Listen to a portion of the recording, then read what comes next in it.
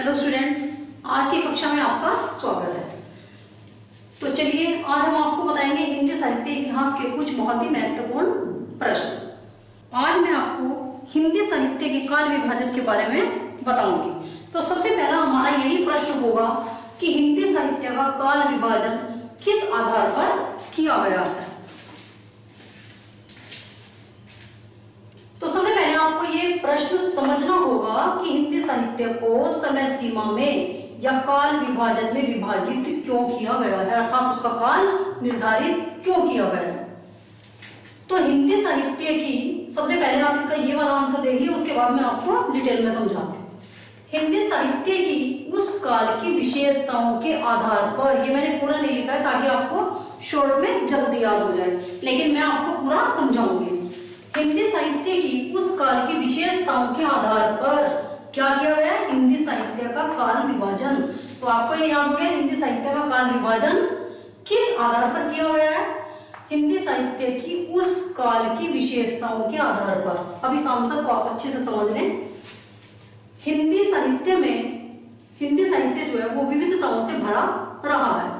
उन विशेषताओं और विविधताओं के आधार पर ही उसे हमने समय सीमा में बांध दिया है। तो जिस काल में जब से जब तक जैसी विशेषताएं रही उसी के आधार पर उसका काल विभाजन और नामकरण किया गया है।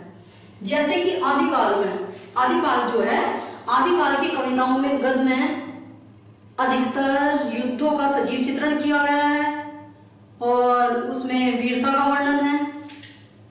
तो इसी आधार पर उसका नाम वीर गाथा काल या आदि काल रखा गया। आदि अर्थात शुरू का।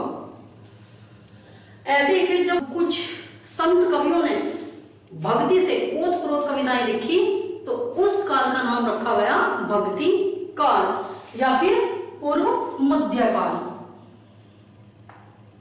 तो ये तो हुआ काल विभाजन का आधार कि किस काल का विभाजन किस आधार पर होता है, उसका नामकरण किस आधार पर किया जाता है।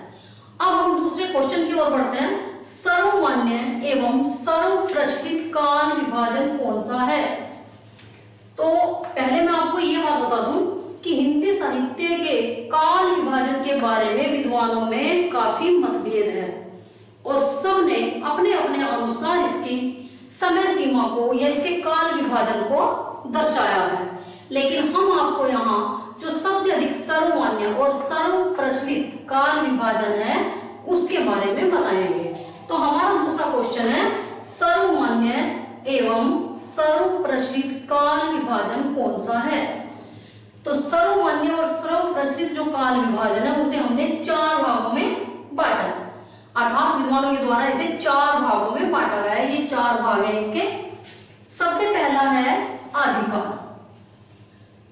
आदिकाल की समय सीमा है 700 ईस्वी से 1400 ईस्वी तक। तो आदिकाल अर्थात प्रारंभिक काल या शुरू का काल। तो ये 700 ईस्वी से 1400 ईस्वी तक इसका काल विभाजन किया गया है। इसके बाद है पूर्व मध्य काल। कुछ विद्वानों ने इसे भक्ति काल में नाम दिया है, जैसे कि आचार्य रामचंद्र शुक्ल ने। तो ये नामकरण आचार्य रामचंद्र शुक्ल के द्वारा किया गया भक्ति काल। तो पूर्व मध्य काल की समय सीमा क्या है, 1400 ईस्वी से 1700 ईस्वी तक। अब देखिए नंबर 3 है उत्तर मध्य काल। चलो पहले मैं आपको मध्यकाल बता दूं। मध्यकाल का जो पीरियड है, मध्यकाल का जो समय है वो काफी बड़ा है, इसलिए उसे 2 भागों में बांट ले। और वो मध्यकाल जो है, पूर्व मध्यकाल की विशेषताएं, मतलब जो पूर्व मध्यकाल है उसके साहित्य की विशेषताएं अलग है और बाद में जो साहित्य लिखा गया वो श्रृंगार रस से ओतप्रोत था। तो इसलिए इसे 2 भागों में बांट लिया है। पूर्व मध्यकाल अर्थात शुरू का, पहले का मध्यकाल, और उत्तर बाद का मध्यकाल का जो बाद का समय था। तो इसे पूर्व मध्यकाल या भक्ति काल कह सकते हैं। इसकी समय सीमा है 1400 ईस्वी से 1700 ईस्वी तक। उसके बाद है उत्तर अर्थात बाद का मध्यकाल। इसका एक नाम रीतिकाल भी है। यह नामकरण भी आचार्य रामचंद्र शुक्ल के द्वारा किया गया है। इसकी समय सीमा है 1700 ईस्वी से 1850 ईस्वी तक। अब इसका जो चौथा चौथा काल विभाजन है उसका नाम है आधुनिक काल। यह है 1850 ईस्वी से अब तक का जो समय है उसे हमने आधुनिक काल के अंतर्गत रखा है। तो एक बार फिर से देख लें, सर्वमान्य और सर्व प्रचलित जो काल विभाजन है उसे 4 भागों में बांट दिया है। पहला है आदिकाल जो 700 ईस्वी से 1400 ईस्वी तक माना गया है। फिर है पूर्व मध्यकाल या भक्ति काल, यह है 1400 ईस्वी से 1700 ईस्वी तक। इसके बाद है उत्तर मध्यकाल या रीतिकाल जिसकी समय सीमा है 1700 ईस्वी से 1850 ईस्वी तक। इसके बाद है आधुनिक काल। आधुनिक काल है 1850 से अब तक आधुनिक काल ही माना जाता है। अब आप तीसरा क्वेश्चन देखिए, गद्य के विकास की दृष्टि से अर्थात जैसे जैसे गद्य का विकास हुआ उसकी दृष्टि से हिंदी साहित्य के इतिहास का काल विभाजन बताइए। तो गद्य के विकास की दृष्टि से हिंदी साहित्य का काल विभाजन निम्नलिखित है। ये 5 भागों में बांटा गया है। सबसे पहले पूर्व भारतेंदु युग। भारतेंदु जी को सभी जानते होंगे, इनका गद्य के विकास में बहुत ही महत्वपूर्ण योगदान है और इसीलिए उनके नाम पर ही इस युग का नाम भारतेंदु युग भी रखा गया। और भारतेंदु युग से पहले जो साहित्य लिखा गया उसमें पूर्व भारतेंदु युग, भारतेंदु युग से पहले पूर्व लगा दिया अर्थात भारतेंदु जी से पहले का इतिहास। तो ये पूर्व भारतेंदु युग कब का है? भारतेंदु जी से पहला जो भी साहित्य है उसे इसके अंतर्गत रखेंगे, इसके पूर्व भारतेंदु युग के। और इसके समय सीमा है 13वीं शताब्दी से 1850 ईस्वी तक।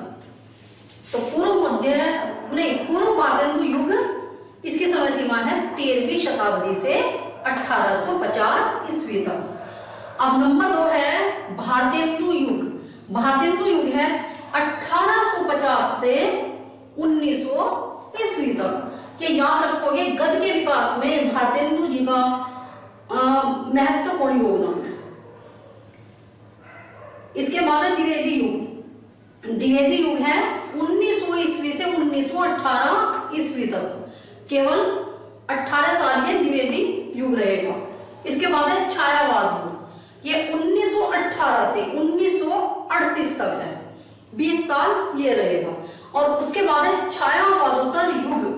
छायावाद से बाद का, छायावाद प्लस उत्तर मैंने बाद का। तो छायावाद के बाद जो इतिहास लिखा गया उसका नाम रख दिया छायावादोत्तर युग। ये 1938 ईस्वी से अब तक का माना जाता है। तो एक बार ये गद्य के विकास की दृष्टि से हिंदी साहित्य का काल विभाजन फिर से देख लें। भारतेंदु युग से पहले उसे बांट दिया, उसका नाम रख दिया पूर्व भारतेंदु युग। इसकी समय सीमा है 13वीं शताब्दी से 1850 ईस्वी तक। नंबर 2 है भारतेंदु युग। भारतेंदु युग है 1850 ईस्वी से 1900 ईस्वी तक। और नंबर 3 है द्विवेदी युग। ये द्विवेदी युग का नामकरण हुआ महावीर प्रसाद द्विवेदी जी के नाम पर। आचार्य महावीर प्रसाद द्विवेदी जी के नाम पर ही इस युग का नामकरण हुआ है और इसका नाम है द्विवेदी युग। इसकी समय सीमा है 1900 ईस्वी से 1918 ईस्वी तक। इसके बाद है छायावाद युग। इसमें प्रकृति प्रधान या प्रकृति प्रेम इनके साहित्य में अधिक दिखाई दिया है, तो इसका नाम है छायावाद युग। ये 1918 ईस्वी से 1938 तक लिखा हुआ है। इसमें जय शंकर प्रसाद और महादेवी वर्मा का काफी महत्वपूर्ण योगदान है छायावाद युग में। तो छायावाद युग की समय सीमा 1918 से 1938 तक है। नंबर 5 है छायावादोत्तर युग अर्थात छायावाद से बाद का युग 1938 से अब तक का। तो बच्चों इतना आपको याद हो गया। चलो अभी आगे आपको बताते हैं। अब बच्चों हमारा चौथा क्वेश्चन है, आचार्य रामचंद्र शुक्ल के अनुसार हिंदी साहित्य का काल विभाजन एवं नामकरण बताइए। तो शुक्ल जी के अनुसार आपको पहले बताया था कि हिंदी साहित्य के काल विभाजन के बारे में विद्वानों में काफी मतभेद है। तो जो सर्वमान्य और सर्व प्रचलित यानी कि सबसे ज्यादा प्रचलित जो नामकरण है वो हमने आपको बता ही दिया है। जो आचार्य रामचंद्र शुक्ल जी का काल विभाजन है ये भी काफी प्रसिद्ध है, तो इसलिए आप इसे भी देख लें। शुक्ल जी हिंदी साहित्य का काल विभाजन 4 वर्गों में करते हैं। तो उनके अनुसार हिंदी साहित्य को उन्होंने 4 वर्गों में बांटा है। सबसे पहला है वीर गाथा काल। वीर गाथा काल इसका नामकरण किया गया है क्योंकि उसमें युद्धों का वर्णन और वीरता का वर्णन किया गया है। तो उसी के आधार पर, साहित्य की उन विशेषताओं के आधार पर इस काल का नाम वीर गाथा काल निर्धारित किया गया। किसके द्वारा? शुक्ल जी के द्वारा। तो इनकी वीर गाथा काल की समय सीमा है संवत, ईस्वी नहीं संवत, संवत 1050 से 1375 तक या 1050 से 1375 तक। इसके बाद है भक्ति काल। भक्ति काल में भक्ति की प्रधानता रही है और इसमें तुलसीदास, कबीरदास, सूरदास जैसे संत कवि हुए हैं। तो भक्ति काल की समय सीमा है संवत 1375 से 1700 तक। इसके बाद है रीति काल। नायक और नायिका का और श्रृंगार रस की प्रधानता है रीति काल में। तो इसकी समय सीमा है संवत 1700 से 1900 तक। इसके बाद है गद्य काल। ये पहला जो काव्य था वो नहीं, पहला जो साहित्य था वो काव्य में लिखा जाता था। ये जो चौथा है ये है गद्य काल, जिसमें हिंदी खड़ी बोली में लिखा हुआ है। तो गद्य काल है संवत, गद्य काल की समय सीमा है संवत 1900 से 1984 तक। अब देखिए हमारा 5वां क्वेश्चन है द्विवेदी युग का नामकरण किस लेखक के नाम पर किया गया है? तो द्विवेदी युग का नामकरण किस लेखक के नाम पर किया गया है?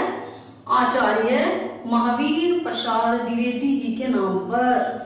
आचार्य महावीर प्रसाद द्विवेदी के नाम पर।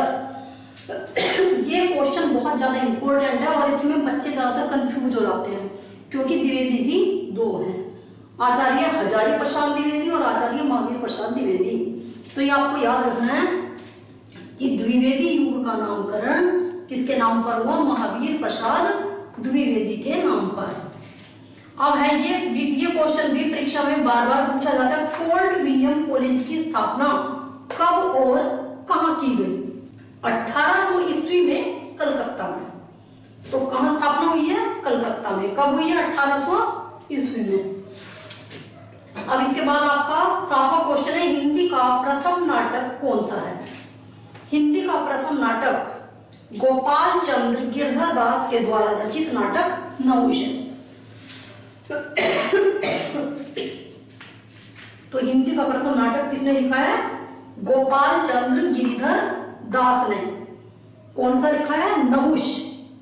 ये आप अच्छे से याद कर लें, ये भी बहुत इंपॉर्टेंट क्वेश्चन है।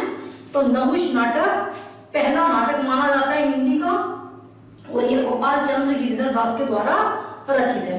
अब आपको ये भी बता दें ये गोपाल चंद्र गिरिधर दास कौन है? ये भारतेंदु जी के पिता हैं। इसके बाद है हिंदी का प्रथम उपन्यास कौन सा है? तो हिंदी का प्रथम उपन्यास है लाला श्रीनिवास दास के द्वारा रचित परीक्षा गुरु। परीक्षा गुरु कौन सा उपन्यास है? हिंदी का पहला उपन्यास, पहला नोवेल है ये और ये लिखा किसने? लाला श्रीनिवास दास ने। इसके बाद है हिंदी की प्रथम कहानी कौन सी है? तो हिंदी की प्रथम कहानी है इंदुमती और इसे लिखा गया है किशोरीलाल गोस्वामी के द्वारा। तो किशोरीलाल गोस्वामी ने कौन सी कहानी लिखी है? इंदुमती। और ये हिंदी की प्रथम कहानी मानी जाती है। तो एक बार फिर से देख लें। सबसे पहले आचार्य रामचंद्र शुक्ल का काल विभाजन या वर्गीकरण हिंदी साहित्य का। सबसे पहले वीरगाथा काल, इसकी समय सीमा है संवत 1050 से 1375 तक। भक्ति काल संवत 1375 से 1700। रीति काल संवत 1700 से 1900 ईस्वी। गद्य काल है संवत 1984 तक। आपको याद करने का एक तरीका बता रही हूँ, आप पहला याद कर लेंगे 1050 से 1375 तक। अब ये 1375 इधर आ जाएगा और आगे का इसका आप याद कर लेंगे 1700 ईस्वी, फिर 1700 यहाँ आ जाएगा और आगे का इसका याद कर लेंगे आगे का कौन सा संवत है। तो यहाँ 1900 आ जाएगा, फिर 1900 इधर आ जाएगा और फिर आप लास्ट का याद कर लेंगे। तो एक याद कर लें और ये लास्ट के याद कर लें, फिर ये वाले इधर आते रहेंगे। इसके बाद है द्विवेदी युग का नामकरण किस लेखक के नाम पर हुआ? आचार्य महावीर प्रसाद द्विवेदी जी के नाम पर। फोर्ट विलियम कॉलेज की स्थापना कब और कहाँ हुई? कलकत्ता में 1800 ईस्वी में। हिंदी का प्रथम नाटक कौन सा है? नहुष। किसने लिखा है? गोपाल चंद्र गिरधर दास ने। ये गोपाल चंद्र गिरधर दास कौन है? भारतेंदु जी के पिता। हिंदी का प्रथम उपन्यास कौन सा है? परीक्षा गुरु। लिखा किसने? नादा श्रीनिवास दास ने। हिंदी की प्रथम कहानी कौन सी है? इंदुमती। लिखी किसने है? किशोरी लाल गोस्वामी ने। तो आज आपके 9 क्वेश्चन है। ठीक है, थैंक यू।